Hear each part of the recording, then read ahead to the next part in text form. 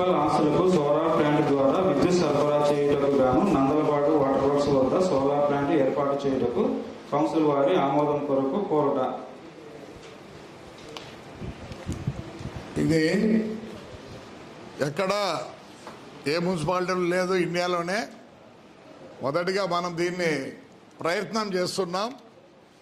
Already ఈ solar చేసే వాళ్ళని పిలిపించాం, సర్వే చేశారు.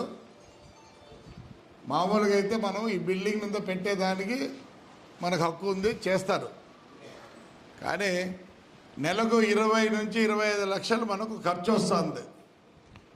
అదే మనమే సోలార్ పెట్టుకుంటే మన మోటార్లు, మన వీధి లైట్లు, మనకు కావాల్సిన మున్సిపాలిటీకి కావాల్సిన ప్రతి ఒక్కటి కూడా ఈ సోలార్ మీద.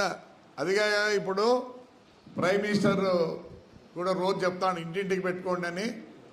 సో దగ్గర సబ్సిడీ కూడా ఉంది. మనకు మొత్తం ఖర్చు అయ్యేది 4.5 కోట్లు అవుతుంది. మనము 25 నుంచి 20 లక్షల నుంచి 25 లక్షలు కడుతున్నాం. ఆ ప్రకారం చూసుకుంటే మనకు 3.5 సంవత్సరానికి కంతులు సరిపోతాయి. ఇప్పుడు దేశమంతా దీన్ని ఎంకరేజ్ చేస్తున్నారు. ఇదేమో అయిపోయింది అనుకోవద్దండి. మనం ప్రతిపాదన పెట్టి పంపించాలి. దీనికి సబ్సిడీ కూడా 1.5 కోటిన్నర వస్తుంది మనకి. లేదు ఇంకేమన్నా ఇది ఫస్ట్ ప్రతిపాదన కాబట్టి మరి ఎమ్మెల్యే గారు సోలార్ మీద ఆంధ్రప్రదేశ్ చాలా ముందు ఉండాలనే సూచనలో ఉంది కాబట్టి కనుక్కుందాం.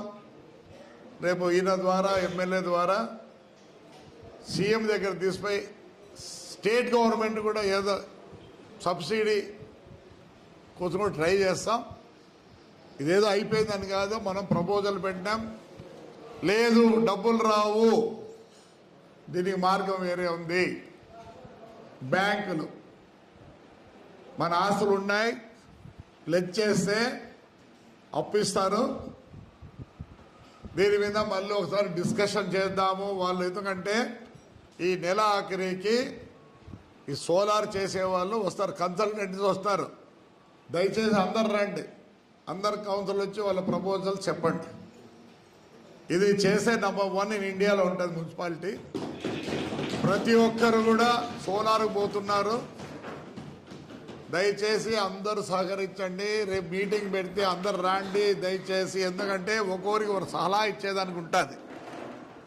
అందువల్ల I request everybody to attend on that meeting. మీ యొక్క సలహాలు మాకు కావాలి.